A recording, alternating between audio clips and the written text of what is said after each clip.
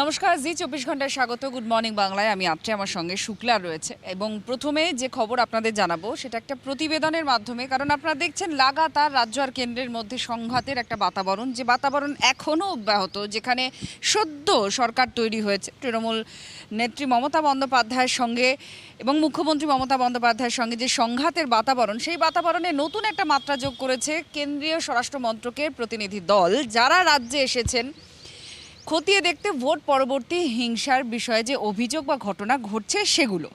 নবান্নে গিয়েছিলেন তারা, আর তাতে আরও সংঘাতটা বেশি তৈরি হচ্ছে এমনই বলা হচ্ছে। আর এই সব কিছুর মাঝে মমতা বন্দ্যোপাধ্যায় ঘোষণা করেছেন ভোট পরবর্তী হিংসায় যাদের মৃত্যু হচ্ছে তাদেরকে রাজ্য তাদের পরিবারকে আর্থিক সাহায্য করবে।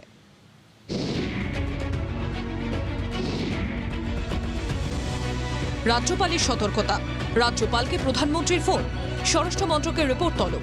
এসবের মধ্যেই রাজনৈতিক হিংসা পরিস্থিতি খতিয়ে দেখতে রাজ্যে এলো স্বরাষ্ট্র মন্ত্রকের বিশেষ টিম।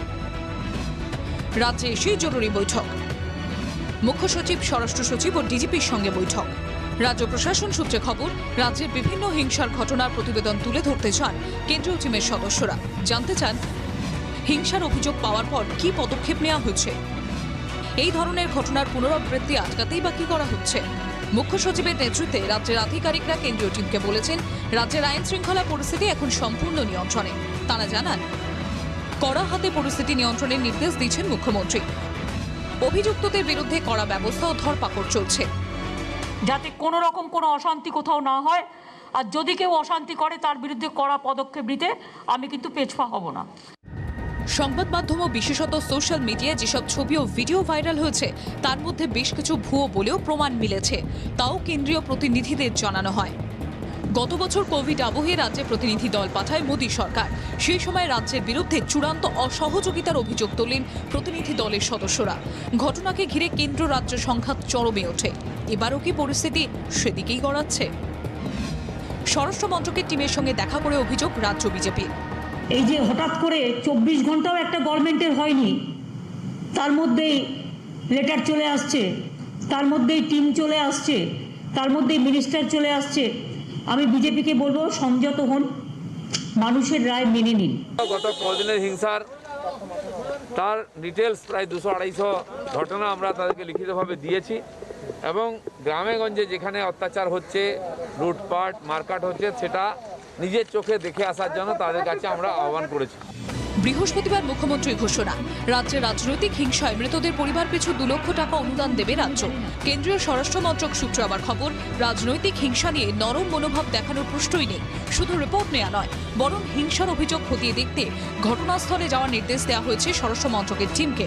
সেক্ষেত্রে নতুন করে কেন্দ্র রাজ্য সংঘাতের ক্ষেত্র তৈরি হতে পারে। ব্যুরো রিপোর্ট, জি 24 ঘন্টা।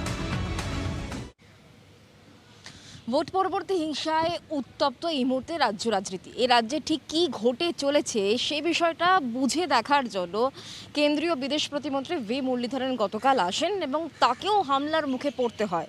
আর অন্যদিকে তৃণমূল নেতা উদয়ন গুহর ওপরও আক্রমণ করা হয়। তার হাত এবং মাথায় তিনি চোট পেয়েছেন, তিনি হাসপাতালে ভর্তি। অর্থাৎ কোথাও তৃণমূল আক্রান্ত, কোথাও বা বিজেপি।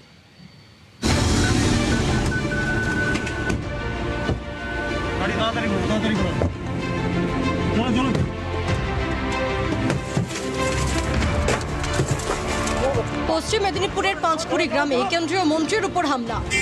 ভোটের ফলাফল বেরোনোর পর থেকেই পাঁচকুড়িতে একের পর এক রাজনৈতিক হিংসার অভিযোগ। পরিস্থিতি খতিয়ে দেখতে বৃহস্পতিবার পাঁচকুড়ি আসেন কেন্দ্রীয় বিদেশ প্রতিমন্ত্রী। সঙ্গে ছিলেন বিজেপি নেতা রাহুল সিনহা।